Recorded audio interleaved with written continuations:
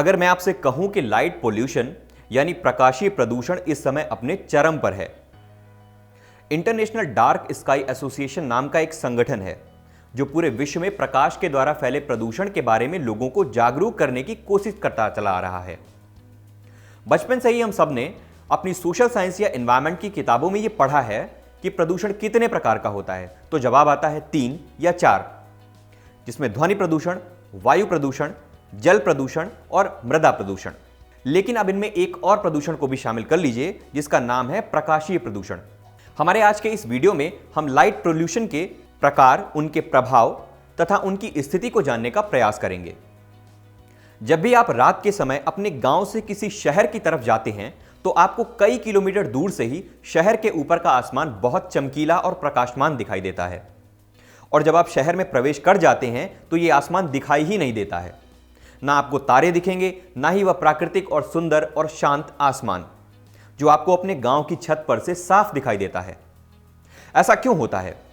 तो ऐसा होता है लाइट पोल्यूशन की वजह से। अगर सामान्य भाषा में समझें तो प्रदूषण होता क्या है? दरअसल किसी भी अवांछित पदार्थ का प्रकृति में जरूरत से ज्यादा हो जाना ही तो प्रदूषण है, और यही हो रहा है प्रकाश यानी लाइट के साथ भी। आज भारत में प्रति व्यक्ति इलेक्ट्रिसिटी की खपत 1208 यूनिट है, जो 1947 में मात्र 16 यूनिट थी और 1997 में 465 यूनिट थी। एक रिपोर्ट के मुताबिक 2040 तक भारत की विद्युत मांग 2012 की तुलना में 5 गुना तक बढ़ने के अनुमान है। इस इलेक्ट्रिसिटी का एक बड़ा हिस्सा हम लाइट यानी प्रकाश के रूप में इस्तेमाल करते हैं। बड़े बड़े halogen bulb, LED lights, flash lights, street lights, उच्च प्रकाशीय क्षमता वाले बल्ब जो रात भर जलते रहते हैं, चाहे उनकी जरूरत हो या ना हो।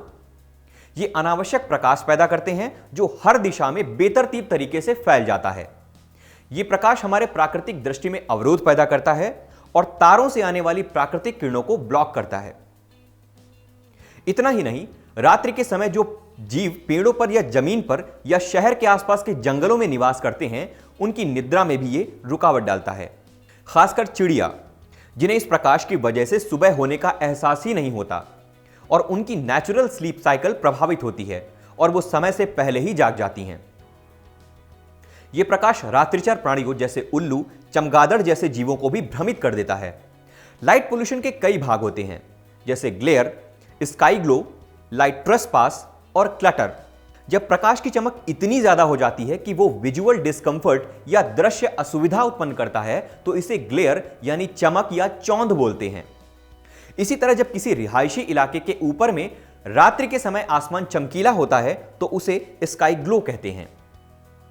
लाइट ट्रेसपास एक ऐसी घटना है जब प्रकाश अपनी नियत स्थान पर न पड़कर अनिश्चित या ऐसी जगह पड़ता है जहां पर उसकी जरूरत ही नहीं है। इसी तरह जब प्रकाश एक साथ कई सारे स्रोतों से काफी तीव्रता के साथ आता है और व्यक्ति को कंफ्यूज कर देता है तो इसे क्लटर कहते हैं। ये सभी लाइट पोल्यूशन के ही भाग होते हैं। इस अनियंत्रित प्रकाश से न सिर्फ जीव जंतु बल्कि पेड़ पौधे भी प्रभावित होते हैं, क्योंकि जब उन्हें दिन और रात में फर्क नहीं समझ आता है तब उनका प्राकृतिक प्रकाश संश्लेषण चक्र प्रभावित होता है। मनुष्यों में भी यह प्रकाश कई प्रकार की बीमारियां उत्पन्न करता है, जैसे नेचुरल बॉडी क्लॉक का डिस्टर्ब हो जाना, स्लीप डिसऑर्डर यानी अनिद्रा की बीमारी, और अनिद्रा की वजह से एंजाइटी, डिप्रेशन, डायबिटीज और यहां तक कि हार्ट अटैक जैसी गंभीर समस्याओं को जन्म देता है।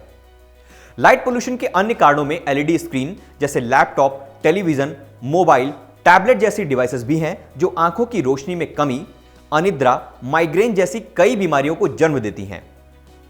लाइट पोल्यूशन जितना खतरनाक है, इसके बारे में जागरूकता उतनी ही कम है। जागरूकता बढ़ाने के उद्देश्य से ही अब हर साल इंटरनेशनल डार्क स्काई वीक अप्रैल महीने के आखिरी सप्ताह में मनाया जाएगा। इसे इंटरनेशनल डार्क स्काई एसोसिएशन द्वारा ऑर्गेनाइज किया जाएगा।